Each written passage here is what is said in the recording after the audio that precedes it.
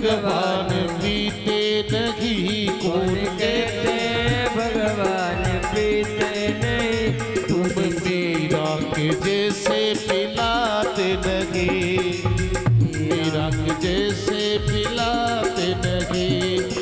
सबके शिवम कृष्ण दामोदरम राम नारायणम जानकी वल्लभम।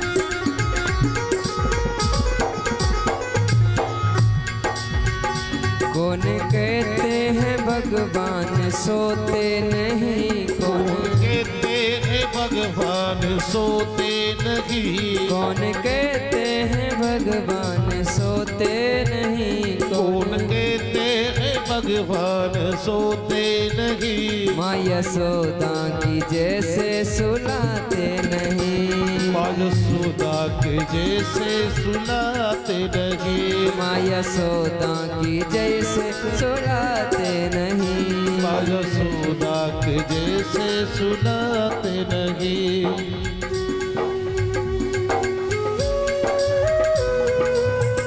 हरि बोल।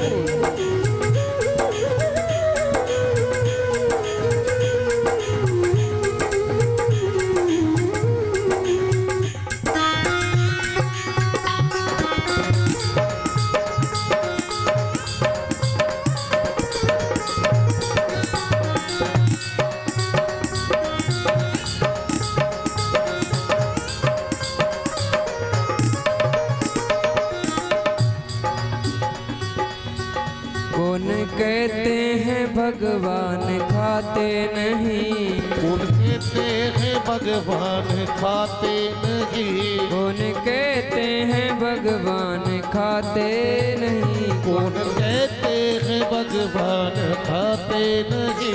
बेर सबरी के जैसे खिलाते नहीं। बेर खिलड़ी के जैसे खिलाते नहीं। बेर सबरी के जैसे खिलाते नहीं। बेर खिलड़ी के जैसे खिलाते नहीं। बेर सबरी के जैसे खिलाते नहीं। बेर खिलड़ी के जैसे खिलाते नहीं। कौन कहते हैं भगवान आते नहीं। तुम नरसी के जैसे बुलाते नहीं। भगवान तो आज ही आने के लिए तैयार है, पर वो भगवान को बुलाने वाला तो चाहिए ना। भगवान आज भी जहर खाने के लिए तैयार है, फिर मीरा कहाँ है तो नहीं मीरा। भगवान आज भी खिचड़ा खाने के लिए तैयार है, लेकिन कर्मा कहाँ है तो नहीं कर्मा। भगवान आज भी झूठा खाने के लिए तैयार है, पर वो बिलनी कहाँ है, वो बेर चक चक के खिलाने वाली है। इसका भाव था मेरे प्रभु का मुंह में खट्टा बेर ना चला जाए। भगवान आज भी सोने के लिए तैयार है, पर माँ यशोदा नहीं है। लाला की मैया जैसी माँ नहीं है। आज भी भगवान आने के लिए तैयार है, लेकिन वो नरसी जैसा भक्त चाहिए। साफ नरसी जैसा भक्त नहीं है। बड़ी सुंदर कथा। आहा भाव का भूखा हूँ, भाव ही बस सार है। और भाव से प्रभु को भजे सो भव से बेड़ा पार है। विदुर जी के घर जाकर के भगवान परमात्मा ने आहा कहा तो दुर्योधन के महल में 56 भोग प्यारे, और वो त्याग करके क्यों भगवान ने कह दिया दुर्योधन भोजन 2 स्थिति में किया जाता है। पहली स्थिति तो भोजन कराने वाले का भाव होना चाहिए, तो भले ही 50 किलोमीटर दूर क्या ना है। आज सेठ जी की वहां महाराज बाड़मेर में भोजन था, देखो महिमा भगवान की। नहीं लिखा होता तो पास वाले घर का भी नंबर नहीं आता है। आहा, मेरी परमात्मा की अलौकिक लीला है, उस नारायण की महिमा। मुझे मेरी मस्ती जहां लेकर के जाएगा वहीं मस्त रह लूंगा मैं। मुझे मेरी मस्ती कहाँ लेके आई, जी मेरी मस्ती कहाँ लेके आई, मुझे मेरी मस्ती कहाँ लेके आई, कहाँ लेके आई, कहाँ लेके आई, कहाँ लेके आई, कहाँ लेके आई। हाँ, मुझे मेरी मस्ती कहाँ लेके आई, मुझे मेरी मस्ती कहाँ लेके आई, सिवा अपने कुछ नहीं, सिवा नहीं अपने सिवा कुछ नहीं, अपने सिवा कुछ नहीं।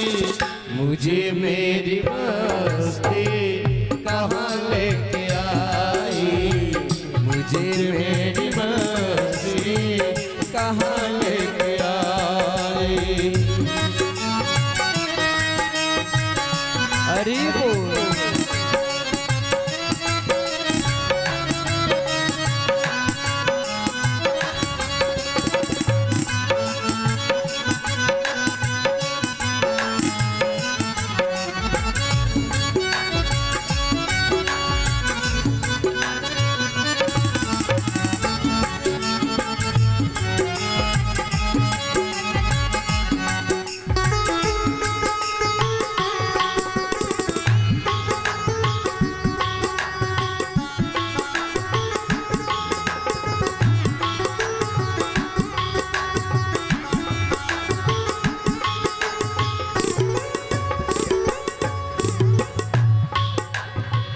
कहाँ लेके आई, कहाँ लेके आई,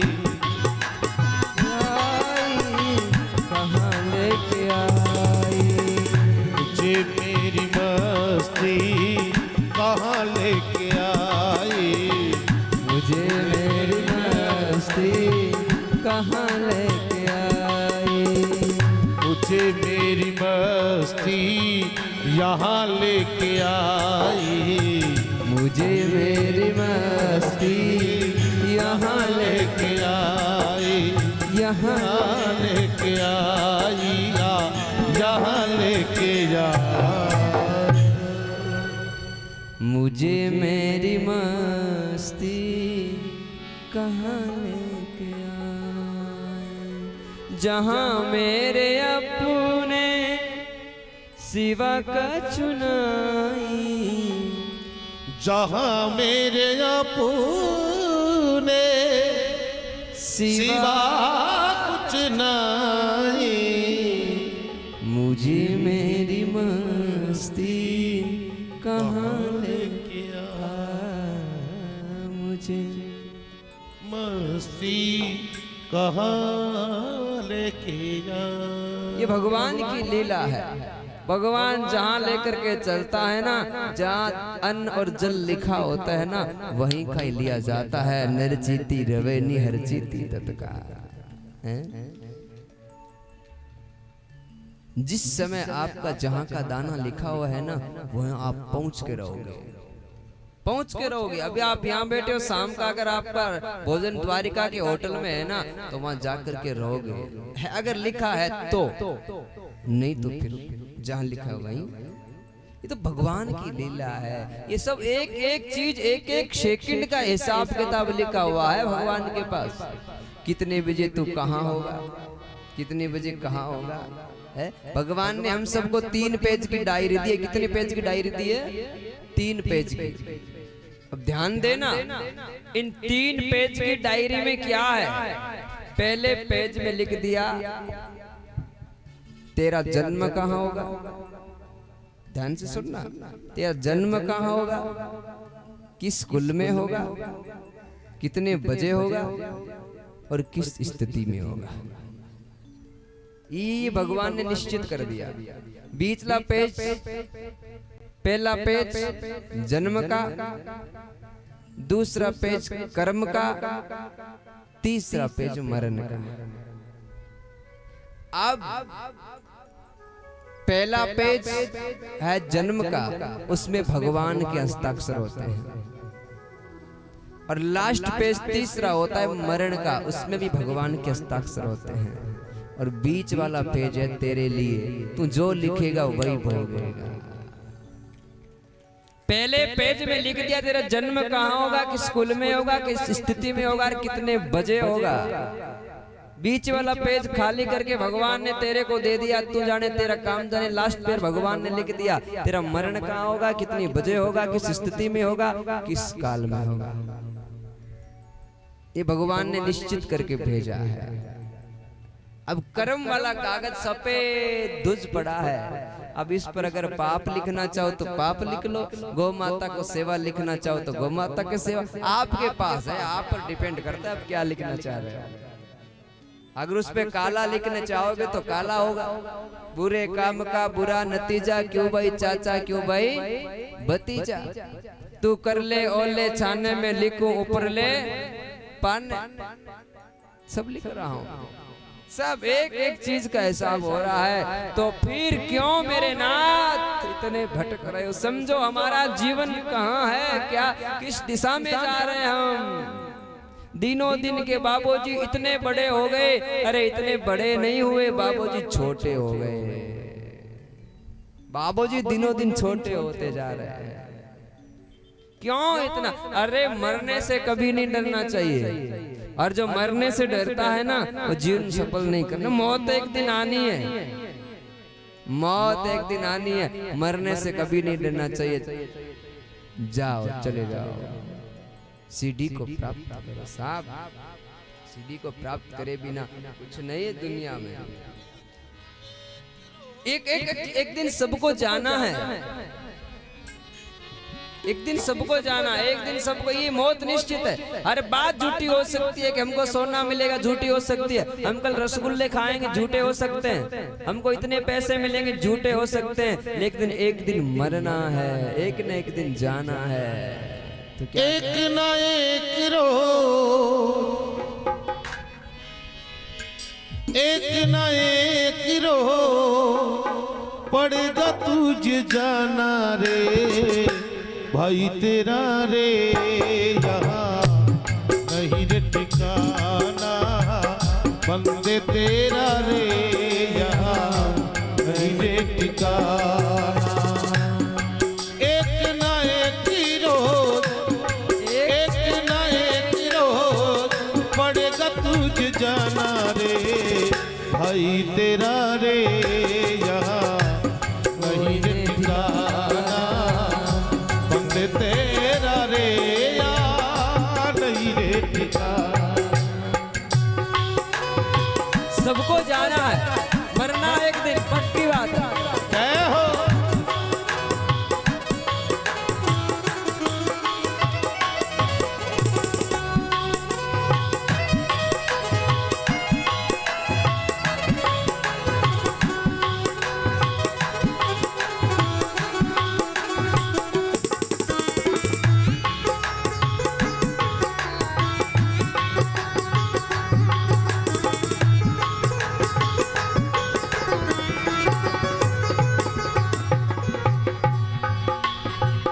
बीत गया बचपन भड़की जवानी, बीत गया बचपन ढलेगी जवानी। तेरा बीत गया बचपन भड़की जवानी, बीत गया बचपन।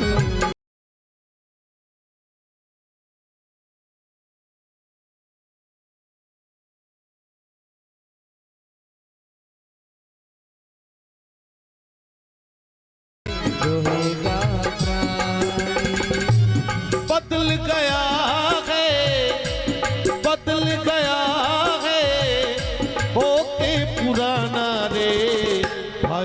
तेरा रे यहाँ नहीं रे ठिकाना, तेरा रे यहाँ नहीं रे ठिकाना। हरि बोल।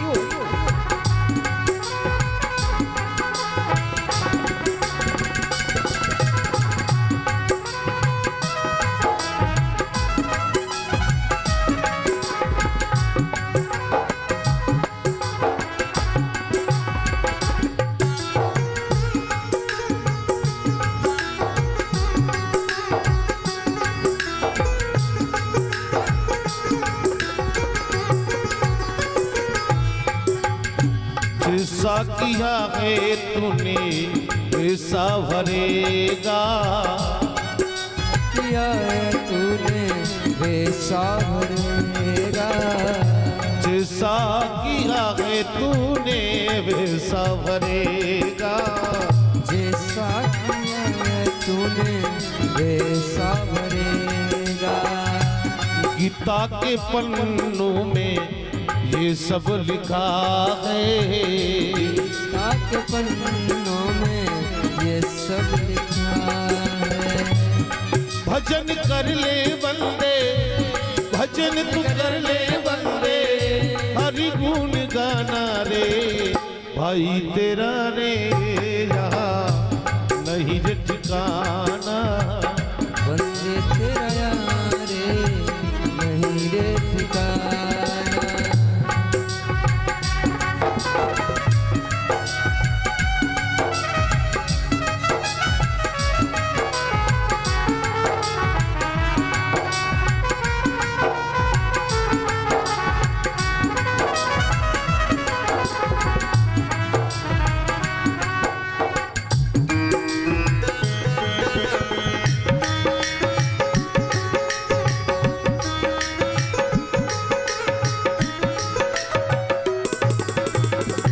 भक्ति राजेंद्री अर्जी गुजारा, भक्ति का जंगल अर्जी गुजारा, दीन बंधु दीनानाथ तेरा ही सहारा, दीन बंधु दीनाना तेरा ही सहारा।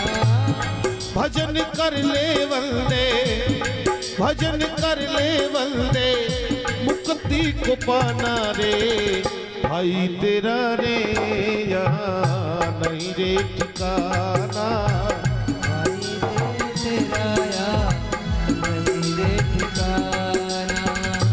एक न एक रोज, एक न एक रोज पड़ेगा तुझे जाना रे भाई तेरा रे यहाँ नहीं रे ठिकाना, बंदे तेरा रे यहाँ नहीं रे ठिकाना, तेरा नहीं रे ठिकाना, तेरा नहीं रे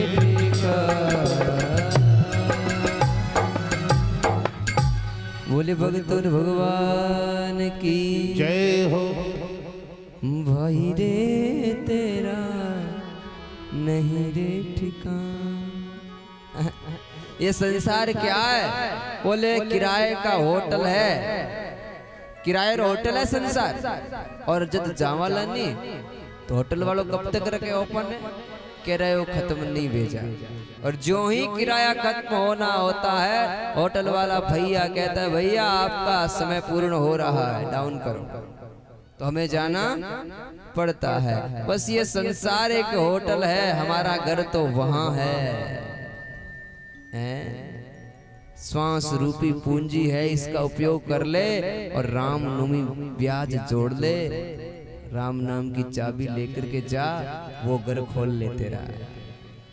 ये घर तो दूसरों का है, वो उस घर के ताला लगा करके आया, राम नाम की चाबी है। अगर खोलेगा तो राम नाम करेगा तो चाबी तेरे पास है, नहीं तो होटल तो खाली करना ही होगा। और चाबी होगी तो आगे जाकर के घर खोल लेगा, नहीं तो भैया घर के बाहर खड़ा रहेगा पर ताला नहीं खुलेगा, क्योंकि तूने राम नाम की चाबी घुमा दी। और यहाँ तुझे होटल वाला वापस आने नहीं देगा और वहां तेरा घर खुलेगा नहीं, तो बीच में लटकता रहना। इसलिए सबसे बड़ा काम है, ठीक है होटल में रहो तो थोड़ा बहुत सफाई रखो, कोई मना नहीं है, थोड़ी बहुत सफाई रखो, मैनेजरों से थोड़ा प्रेम रखो, बस ठीक है इतना ही रखो। ज्यादा उसमें ना फंसो कि दूसरे का होटल हम हमारा करके बैठ गए, हमारा होटल हमारा कहीं कहा भाई, हमारा होता तो महाराज खाली थोड़ी करना पड़ता है, हमारा नहीं, हमारा तो अब एक मुसाफिर एक तीर्थों में आए, समझ लो हमें वापस हमारा घर जाना है, वो घर हमारा वहां है या नहीं है प्यारे। तो भगवान विदुर जी के घर जाकर के केले का छिलके का भोग लगाना, ये बहुत सुंदर कथा हमने कल श्रवण की। और सृष्टि वर्णन की कथा श्रवण की। मनुष्य रूपा के 5 संतान हुई और आकुति, देवती और प्रसूति, इन सब की हमने कथा सुनी। और अब 2 बेटे बच गए, प्रियव्रत और उत्तानपाद, मनु महाराज के। तीसरा स्कंद विराम लिया। आज हम चौथे स्कंद में उत्तानपाद राजा की कथा श्रवण करेंगे। उत्तानपाद राजा कौन है? उत्तानपाद राजा के 2 पत्नियां सुनीति और सुरुचि। और राजा उत्तानपाद के यहाँ एक भक्त का जन्म होता है, जिस भक्त का नाम है ध्रुव जी महाराज। ध्रुव का जन्म उत्तानपाद की यहाँ सुनीति के यहाँ से होता है। समझना यह है राजा उत्तानपाद कौन है। उत्तानपाद, पाद कहते हैं पैर को, उत्तान कहते हैं उल्टे को, यानी जिसका सिर ऊपर हो पैर नीचे हो वही उत्तानपाद होता है। हम सब अपनी माँ के गर्भ में आए थे ना, तो हमारे पैर ऊपर थे और सिर नीचे था, उत्तानपाद है हम। और सुनीति और सुरुचि, ये सब के 2 रानियां भगवान ने भेजी है। सुनीति और सुरुचि अपने मारवाड़ी में कहते हैं ना, सुमति और कुमति। सुमताएं कुमताएं नार थई दोई पटरानी, ऐसा कोई भजन है। ये सुमिति और कुमति, ये सुनीति और सुरुचि है। यानी सुनीति यानी अच्छी नीति वाली, और सुरुचि यानी अपनी रुचि वाली। सुनीति तो वो होती है जो पतिदेव ने कह दिया सो कर लिया। हाँ आप कर रहे हो, बहुत बढ़िया बात, हम आपकी आज्ञा का उल्लंघन नहीं करेंगे। सुरुचि का मतलब है पतिदेव ने कहा कि आज आलू की सब्जी बनानी है, तो पत्नी ने कहा नहीं भिंडी के बनाएंगे। वो कौन हो गई? सुरुचि, यानी अपनी ही नीति पर, अपनी ही रुचि पर चलने वाली, उसे कहते हैं सुरुचि। और जिसकी सुनीति एक्टिव होती है ना, वो भगवान के भजन में आता है। और जिसकी सुरुचि एक्टिव होती है ना, वो संसार के भोगों में जाता है। सुनीति पुण्य का स्वरूप है, सुरुचि पाप का स्वरूप है। बस इतने में समझ में आ जाएगी आपको। हम सब के पास सुनीति और सुरुचि है। अगर तुम राम का भजन करोगे तो सुनीति तेरी एक्टिव हो जाएगी। अगर तू राम से विमुख होता जाएगा तो तेरी सुरुचि एक्टिव हो जाएगी। अब तो सुरुचि एक्टिव है तो मन के मारे मर गए है। ये सब मन के मारे मामला है। राजा उत्तानपाद राजा के 2 रानी, एक का नाम सुनीति, एक का नाम सुरुचि। सुनीति के साथ राजा का सुंदर शास्त्रोक्त विवाह हुआ और वहां से एक भक्त का जन्म हुआ। बोले ध्रुव जी महाराज की जय हो। ध्रुव का जन्म हुआ। अब ये सुरुचि कौन है? सुरुचि साथ में नहीं आती है व्यक्ति के, साथ में तो एक सुनीति आती है, अच्छी नीति आती है। जब बालक होता है ना छोटा, तो उसके पास सुनीति होती है, वो नहीं जानता पाप क्या होता है, वो नहीं जानता पुण्य क्या होता है, वो नहीं जानता बाप क्या होता है, वो नहीं जानता माँ क्या होती है, वो नहीं जानता स्त्री क्या होती है, वो नहीं जानता पुरुष क्या होता है। बस ये धीरे धीरे धीरे हम संसार में अलगन होते हैं, तब हमें पता चलता है कि ये हमारी मम्मी है, ये हमारे पापा है, ये हमारे बहन है, ये हमारा भाई है। क्यों? क्योंकि हम सब में सुरुचि एक्टिव थी, तो बेचारे को सुनीति वाले को इस साथ में मिला लिया। थोड़ा सा बेचारा बच्चा समझदार होता है ना, तो कहते बेटा ये तेरा पापा है, ये तेरी मम्मी, ये तेरे डैड, ये तेरे दादी, ये तेरी भुआ। विडंबना होती है ना, तो दुख होता है कि ये कोई नहीं कहता बेटा ये गौ माता है, ये कृष्ण है, ये राम है, ऐसा कोई कहता ही नहीं है बेचारे को। तो फिर उसकी तो मन बुद्धि सुरुचि की ओर बढ़ेगी ना प्यारे। सिखाओ बच्चों को बेटा ये संत है, इनको प्रणाम करो। हम कोई किसी बड़े बड़े घरों में कोई संत पदार्थ है, बेटा प्रणाम करो, हम नहीं करने वाले। अब प्रणाम कहाँ किया जाता है? प्रणाम अंगुष्ठ के किया जाता है, लेकिन लोग खड़े खड़े आजकल कहाँ गोडों में, गोडे में तो बादी रहती है तुम्हारी, हमको दे दो। प्रणाम कैसे किया जाता था? साष्टांग किया जाता था। और माताओं तुम तुम्हारे पतियों के अलावा किसी को प्रणाम मत करना कभी। माताओं का अधिकार नहीं है कोई किसी को प्रणाम करें। माता के जब तक पति जीवित है तब तक पति को परमेश्वर मानो, और परमेश्वर से सब नीचे हैं। पति के अलावा किसी के पैरों के हाथ ना लगाए।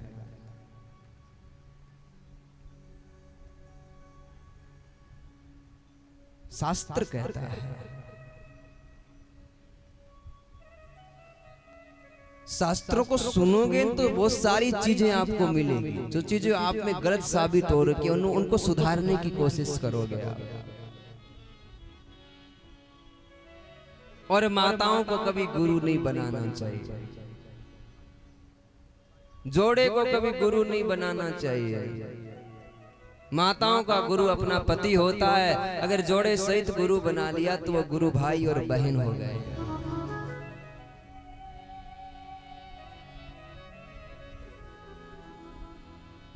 माताओं का गुरु पति होता है। सुनीति और सुरुचि, सुनीति के साथ राजा का शास्त्रोक्त विवाह हुआ। सुरुचि ये कौन है? बोले एक दिन राजा नगर में भ्रमण कर रहे थे, और भ्रमण करते करते गए तो सुरुचि बड़ी सुंदर है, रास्ते में बैठी थी। राजा का मन सुरुचि पर आ गया, और राजा सुरुचि के साथ गंधर्व विवाह करके अपने घर लेकर के आ गए।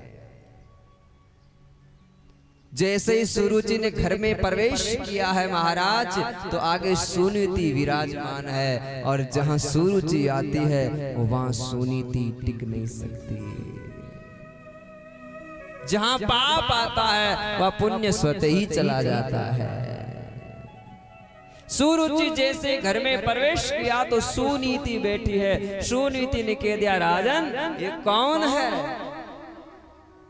बोले ये मेरी रानी सुनीति है। बोले राजन एक मयान में दो तलवार नहीं आएगी, और जबरदस्ती डालने की कोशिश करोगे या तो तलवार टूट जाएगी या फिर मयान फट जाएगी। या तो ये सुनीति रहेगी या फिर मैं रहूंगी। अच्छा आप सुनीति को रखना चाहते हो तो चलो मैं जाती हूँ। राजा का आकर्षण सुरुचि पर ज्यादा था, तो राजा ने कहा नहीं नहीं मैं आपको रखना चाहूंगा, मैं इसको निकाल दूंगा। जब पाप आता है ना तो धर्म अपने आप चले जाता है। राजा उत्पान पाद ने सुनीति और ध्रुव को दोनों को घर से निकाल दिया, और सुरुचि घर में वास कर रही है। सुनीति जंगल में गई है सजनों। जंगल में जाकर के सुनीति ने एक पर्ण कुटी बनाई और पर्ण कुटी बना करके सुनीति अपने बच्चे और महात्माओं के साथ भजन कर रही है।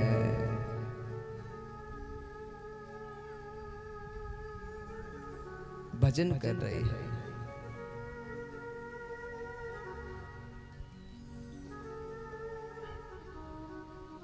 एक दिन महात्माओं ने कहा, सुनीति आपने हमारे साथ भजन किया है और काफी दिनों से तू हमारे साथ हरि चर्चा में लगी हुई है, तो बोल सुनीति हम संत महात्मा आपको कुछ आशीर्वाद देना चाहते हैं, बोलो क्या चाहिए आपको। सुनीति ने ऐसा नहीं कहा कि राजा को दंड दे दो, रानी को दंड दे दो, मुझे घर से निकाल दिया, ऐसा नहीं। सुनीति कभी सुनीति के साथ अन्याय हो सकता है, धर्म के साथ अन्याय हो सकता है, लेकिन धर्म किसी के साथ अन्याय नहीं करता है। सुनीति ने क्या आशीर्वाद मांग लिया माताओं? सुनीति ने कह दिया, हे गुरुवर मेरी एक सौतेली रानी है जिसका नाम सुरुचि है, जिसको कोई बालक नहीं है। एक बालक राजा को था सो मेरे साथ आ गया। अब राजा का जब भी यहाँ से छोड़कर जाएंगे तो पीछे महाराज तिलांजलि देने वाला पुत्र तो चाहिएगा। एक काम करो ना गुरुवर, सौतेली रानी के पुत्र नहीं है, एक काम करो उनको पुत्र दे दो एक। क्या बात करते हो साहब, जिसको घर से निकाल दिया और वह आज पुत्र की कामना कर रही है। हमारा संत महात्माओं ने कहा, अरे सुनीति तुम क्या मांग रही हो? तुझे तो घर से निकाल दिया, तुम इस रानी के लिए पुत्र की कामना कर रहे हो, ये कौन सा? सुनीति ने कहा, गुरुवर आप महात्मा हो ना, आप तो सब कुछ जानते हो ना, कौन किसको निकालता है, कौन किसको प्रवेश देता है। ये तो कर्मों के आधार से आते हैं, कर्मों के आधार से जाते हैं। मुझे किसी ने नहीं निकाला है, मुझे मेरे परमात्मा ने अपनी ओर खींच लिया है। और संसार में जब आप पे दुख आए ना तो समझ लेना कि संसार में सुख होगा तो भगवान विमुख होगा, और संसार विमुख होगा तो भगवान सन्मुख होगा, इसमें कोई संशय नहीं है। जब कोई दुख आए तो समझ लेना चाहिए कि मेरा भगवान मेरा साथ दे रहा है, मेरा नारायण मेरा साथ दे रहा है। राम किसी को न मारता नहीं हत्यारो राम, अपने आप मर जावसी कर कर खोटे काम। कौन किसको नहीं मारता साहब। सुनीति ने कह दिया, गुरुवर मुझे कौन मारता है, मुझे कोई मारने वाला नहीं, ये तो परमात्मा की लीला है, कोई निकालने वाला कौन किसी को, ये तो परमात्मा की लीला। आप तो पुत्र आशीर्वाद दीजिए। संत महात्माओं का इसे कहते हैं सुशील नारी, सुसंस्कार नारी और पतिव्रता नारी। देखो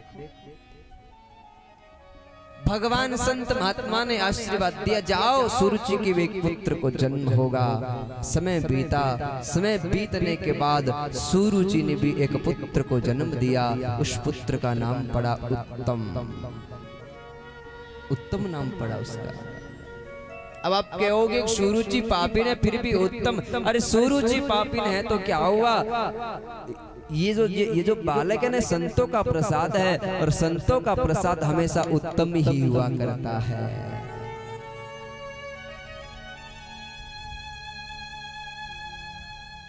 संतों का प्रसाद हमेशा उत्तम हुआ करता है।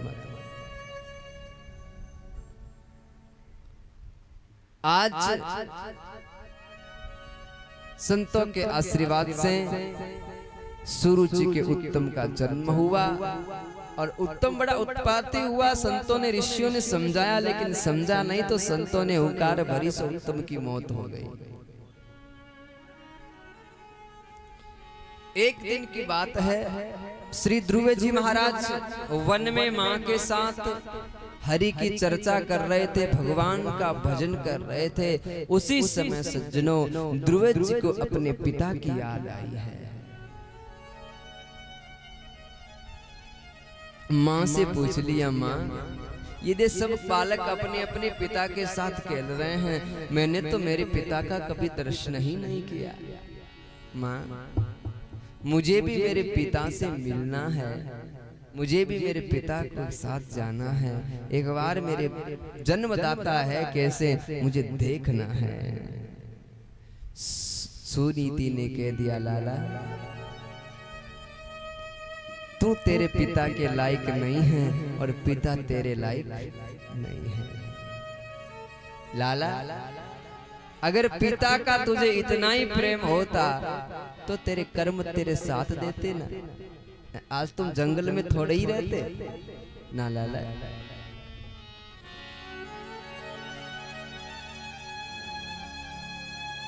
लेकिन ध्रुव ने कहा, मां एक बार मैं मेरे पिता का दर्शन करना चाहूंगा, एक बार सिर्फ एक बार देख तो लो मेरे पिता है कैसे। मां ने कहा, लाला एक बात बताऊं तुझे, तू वहां जाएगा ना तो तेरा सत्कार नहीं होगा, तुझे कोई आदर मान सम्मान नहीं देगा। मुझे पता है, क्योंकि राजा की अब सुरुचि एक्टिव हो गई है, सुनीति को निकाल दिया है, इसलिए बेटा तू मत जा। पर बच्चे की हट तो बच्चे की हट होती है प्यारे। बच्चे ने हट कर दिया कि नहीं माँ, मुझे एक बार तो जाना है, चल जा। पर मैं कहती हूँ लाला तेरा मान सम्मान नहीं होगा, मुझे ऐसा लग रहा है कि वापस तू रोता रोता घर आएगा। ध्रुव ने कहा, मन नहीं, ऐसा कौन बाप निष्ठुर होता है जो अपने बालक को रोते हुए घर से निकालता है।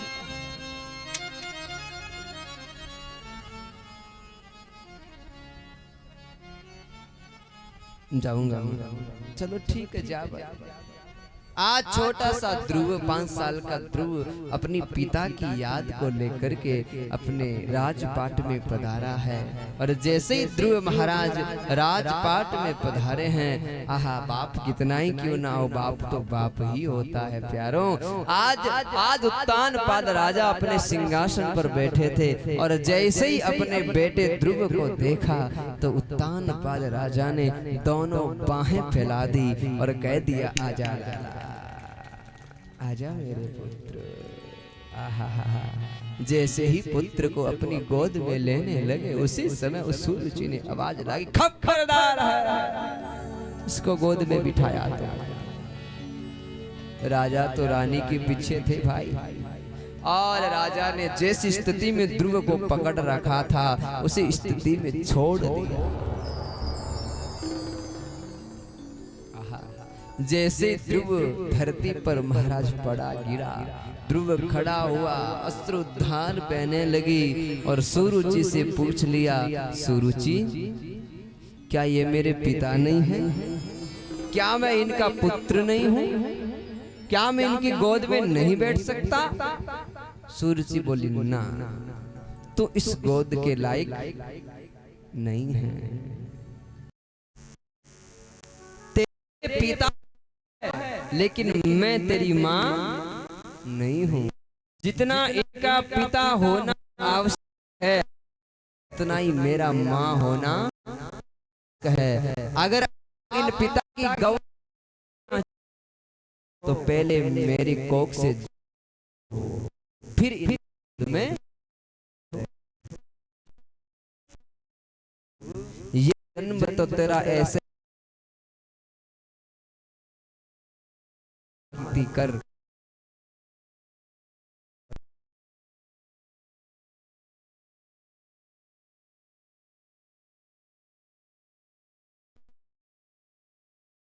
मत कर।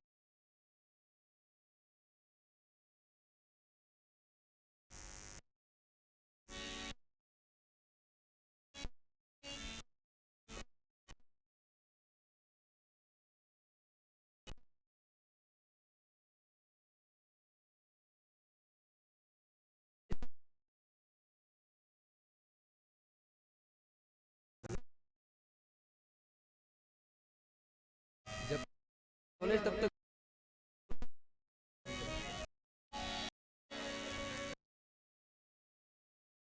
इसको बंद करो, इसको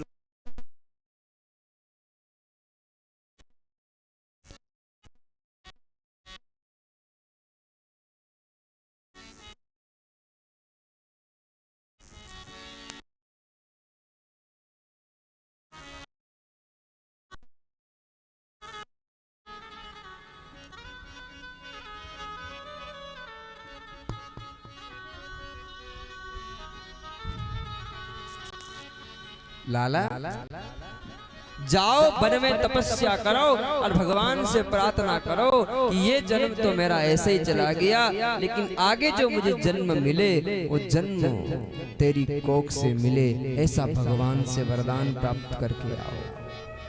आज वो छोटा सा 5 साल का शिशु ध्रुव महाराज अपनी मां की ओर, और जैसे ही जंगल में गया, माँ अपनी पर्णकुटी में बैठी थी और माँ ने देखा कि मेरा लाला इधर से अश्रुधार बहता हुआ, छोटा सा लाला छुचकता हुआ रोता हुआ आ रहा है, और माँ ने सामने जाकर के लाला की अपने भावों में अपनी गोद में भर लिया और लाला की अश्रुधार पूछी है। और सुनीते पूछा, लाला क्या हुआ, क्यों रो रहा है? छोटा सा तोतली आवाज में ध्रुव बोला, माँ तूने जो बोला था ना वही हुआ। तूने बोला था तेरा आदर मान सम्मान नहीं होगा, माँ वही हुआ। क्या कहा लाला? बोले माँ मेरे पिता के तो अश्रुधार बह रही थी, मुझे देखकर मेरे पिता इतने खुश हुए कि बात छोड़ो, खुशी का कोई समार नहीं था, लेकिन मेरे पिता तो मुझे गोद में बिठाने के लिए तैयार ही थे और मैं गोद में बैठने के लिए तैयार था, और अपने पिता ने मुझे बाहों में भरा। इतने में सूरजी मौसी ने आवाज लगाई, सो पिता ने मुझे छोड़ दिया। फिर क्या हुआ लाला? फिर माँ मैंने पूछा कि ये मेरे पिता नहीं है क्या, मैं इनका पुत्र नहीं हूँ? तो सूरज जी ने कहा, ये आपके पिता तो है लेकिन मैं आपकी माँ नहीं हूँ। जितना इनका पिता होना आवश्यक है उनसे कई गुना बड़ा ज्यादा मेरी माँ होना आवश्यक है। फिर लाला फिर कहा, ये जन्म तो तेरा ऐसे ही गया, अगले जन्म मेरी कोख से लो, इसके लिए तुझे भगवान की तपस्या करनी पड़ेगी। माँ मैं उस सूरज जी का एक एक बात का बदला लेकर के रहूंगा। उसी समय सुनीति ने लाला के होठों पर 4 अंगुली धर दी और कहा, लाला मेरा बेटा होकर के बदले की भावना नहीं रखनी चाहिए, तू मेरा लाला है ना।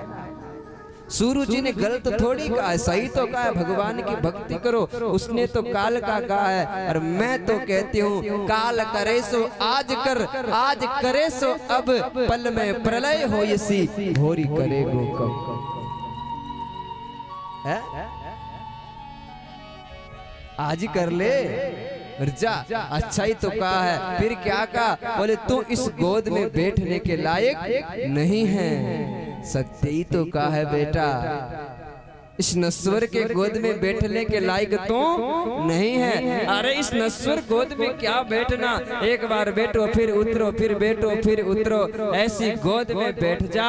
तू नश्वर की गोद में बैठने के लायक नहीं लाला, तू तो उस ईश्वर की गोद में बैठने के लायक है, उस परमात्मा की गोद में बैठने के लायक है। तू तो परमात्मा की गोद में बैठ जा लाला।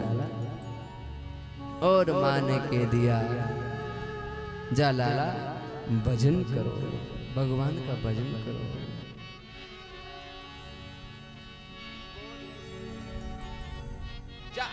सुबह सुबह तू राम राम कर और जंगल में राम राम करके भजन कर। और क्या का मान है? बोल सुआ राम राम, मीठी मीठी वाणी रे, बोल सुआ राम राम, मीठी मीठी वाणी रे, बोल सुआ राम राम।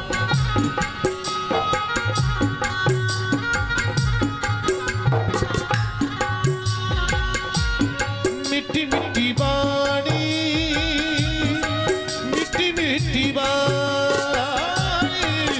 मीठी मीठी वाणी, मीठी मीठी वाणी, बोल सुहा राम राम।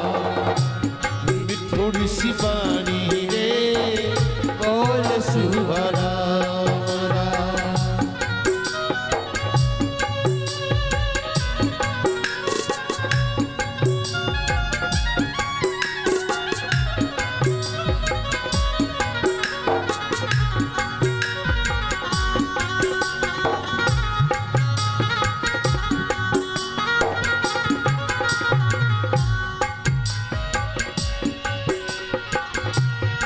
सोने रो पिंजरियो सुआ, रेस मारी डोर रे सोने रो पिंजरियो सुआ रेस मारी डोर रे राम नाम लेकर सुआ झूलनो झूला दूरे राम नाम लेकर सुआ झूलनो झूला दूरे बोल सुआ राम राम मिठी मिठे बानी रे बोल सुआ राम राम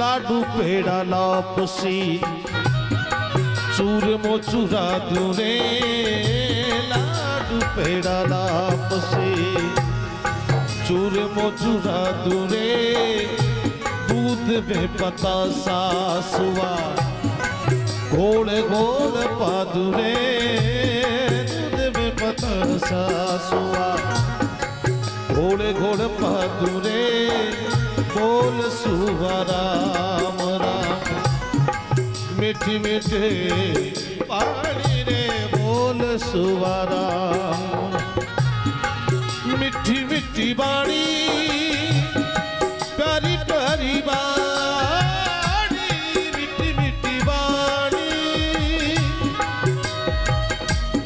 प्यारी प्यारी बाणी प्यारी प्यारी बाणी बोल सुआ राम राम मिठी मिठी बाणी रे बोल सुआ राम राम मिठी मिठी बाणी रे बोल सुआ राम राम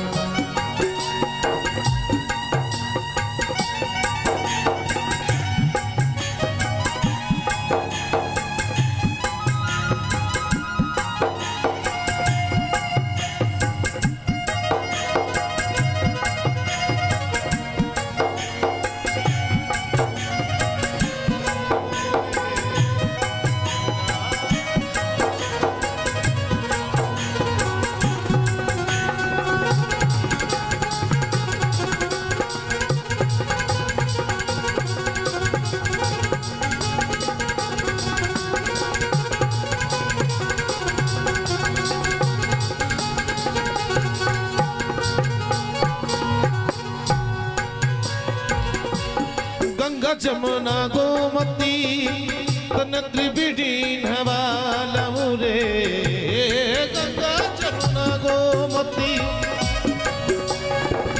तन त्रिवेणी नवालमु रे राम जी शिला माथे राम जी शिला माथे सापुड़िया करालमु रे राम नाम रे शिला ऊपर सापुड़िया करालमु रे बोल सुआ राम राम मिठी मिठी बाणी रे बोल सुआ राम राम मिठी मिठी बाणी रे बोल सुआ राम राम मिठी मिठी बाणी रे बोल सुआ राम राम मिठी मिठी बाणी रे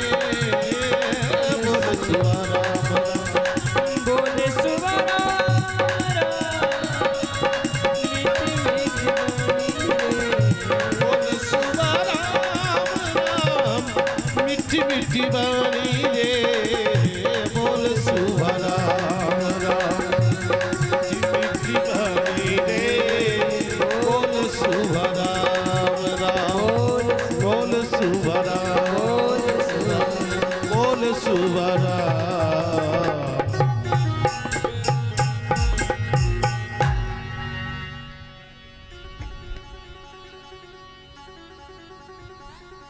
बोल सुबह राम राम मीठी मीठी जा बेटा वन में जा और भगवान का भजन कर। और बेटा सुन, वन में जाकर के एक किसी को गुरु बना लेना। गुरु बिना घोर अंधेरा रे भक्तों, गुरु बिना घोर अंधेरा। गुरु जरूर बना लेना, गुरु के बिना मुक्ति नहीं है बेटा, ध्यान कर लेना। जा वन में जा। और लाला को वन में भेज दिया और लाला वन में गया है। वन में जाकर के ध्रुव खड़ा हुआ है। घनघोर जंगल है सज्जनों, और वहां छोटा सा 5 वर्ष का ध्रुव। आहा हा, ऐसी कोई माँ होगी क्या जो लाला को अपने भजन में लगा देती है? एक घर का एक बालक अगर भगवान के भजन में लग गया ना, साधु बनने के नहीं कह रहा हूं मैं। साधु साधु कौन बना? हम भी साधु नहीं है तो कौन साधु? अरे साधु कैसे कहते किसे हैं? साधु की परिभाषा क्या है समझो तो सही पहले।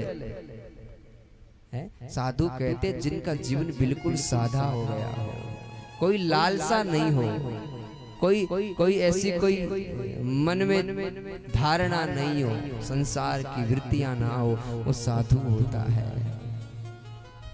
एक भगवे वेश वाला पाखंडी निकल सकता है और एक टाई बूट सूट पहनने वाला भी साधु निकल सकता है। बस साधु में साधना होनी चाहिए, साधु में सादा जीवन होना चाहिए, उच्च विचार होना चाहिए, वही साधु होता है। साधु की परिभाषा ये नहीं कि भगवे कपड़े पहन लिया बस बात खत्म, साधु हो गया। पूजा होनी चाहिए, लेकिन सच्ची पूजा तो इस देश में कर्म की होती है। जिसके कर्म अच्छे होते हैं वो साधु है। कर्म प्रदान विश्व कर राखा, जो जस कर ही सो तस फल चाखा। जैसा करेगा वैसा भरेगा, इसे साधु कहते हैं।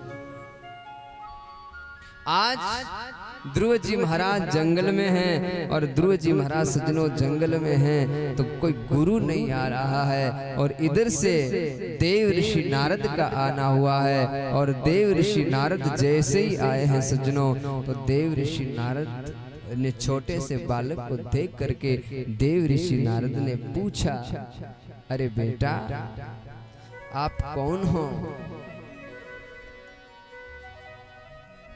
आपका नाम क्या है? आप कहां से आए हो? ध्रुव ने कहा, मेरा नाम ध्रुव है।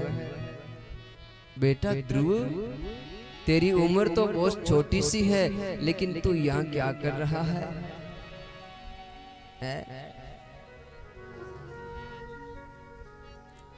तेरी उम्र तो भगवान के भजन की नहीं, तेरी उम्र तो संसार के विषयों में आनंद ले। पर ध्रुव ने कहा, आप नारद जी के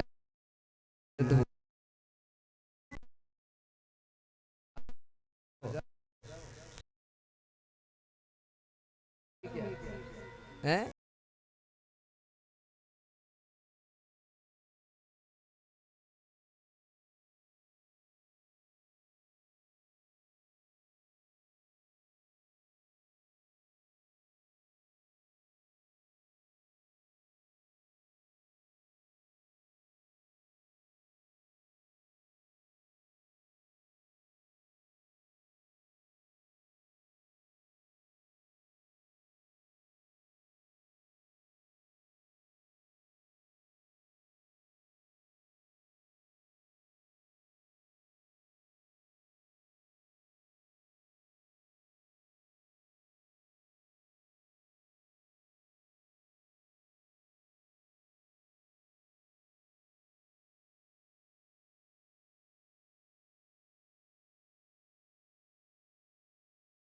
कहा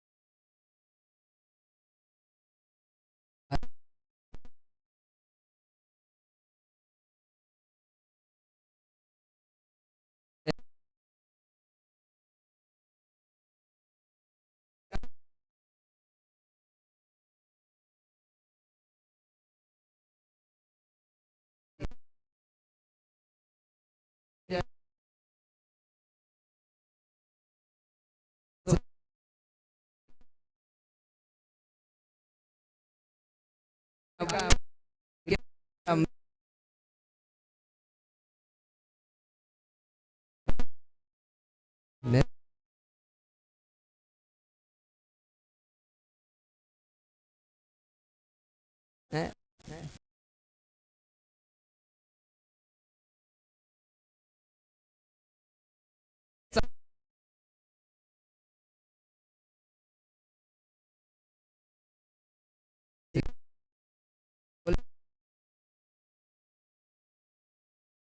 कहते कि नहीं